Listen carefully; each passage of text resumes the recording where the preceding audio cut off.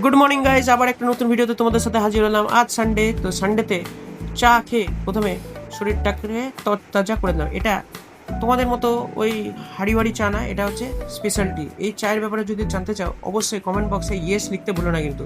এরপরে আমি চাটা খেয়ে সমস্ত পুরনো জিনিসপত্র ভাঙার বেলাকে দিয়ে দিলাম এবং কাজ কমপ্লিট করলাম। 1.5-2 ঘন্টা লাগলো।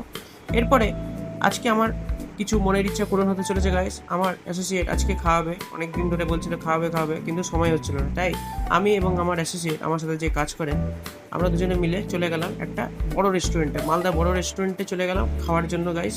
সেই হিসাবে আমরা টোটোতে উঠে আস্তে আস্তে রওনা দিয়ে দিলাম। ভিডিও শুরুর আগে তোমরা যদি চ্যানেলে নতুন হয়ে থাকো এবং চ্যানেলটা এখনো সাবস্ক্রাইব না করে থাকো তাহলে কী করছো, তাড়াতাড়ি সাবস্ক্রাইব করে দিও, কারণ নতুন নতুন ভিডিও খুব তাড়াতাড়ি আসতে চলেছে। এরপর চলে আসলাম বড় রেস্টুরেন্টে গাইস, বেডউইন। তোমরা সবাই জানো, অনেকে খেয়েছো।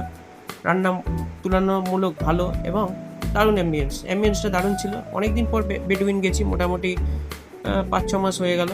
তো বেডউইনে উঠেই এরপরে আমরা যেহেতু থালি খাবো ভাবলাম, তো বেডউইনে তো থালি পাওয়া যায় না, সেহেতু আমাদেরকে ট্রান্সফার করে দিল আর একটা ডিপার্টমেন্টে, মানে ওদের 3টা ডিপার্টমেন্ট, আর একটা রেস্টুরেন্টে আমাদেরকে ট্রান্সফার করে দিল। সেটা হচ্ছে পুটির বৈঠকখানা। সেই হিসাবে আমরা পুটির বৈঠকখানাতে চলে গেলাম এবং তারপরে বসে বললাম থালি অর্ডার নিতে। দেখতে পাচ্ছ প্রচুর থালি ছিল, আমরা স্পেশাল চিকেন থালি নিয়ে নিলাম। এরপরে আমরা অ্যাম্বিয়েন্সটা দেখলাম, অ্যাম্বিয়েন্সটা খুব সুন্দর ছিল এবং লোকজনের ভিড়ও ছিল, দেখতেই পাচ্ছ, বেশ ভালোই লাগছিল। এবং গরমটাও আজকে তুলনামূলক কম ছিল এবং ভিতরে যেহেতু এসি, সেহেতু ভালোই লাগছিল, খারাপ লাগছিল না। তবে খাবার আস্তে আস্তে মোটামুটি 20-25 মিনিট লাগলো। আমরা দুজনে স্পেশাল চিকেন থালি অর্ডার করেছি, সেই হিসাবে খাবার আসতে একটু টাইম নেই। এরপরে অপেক্ষা করছিলামই, তখনই খাবার চলে আসলো গাইস।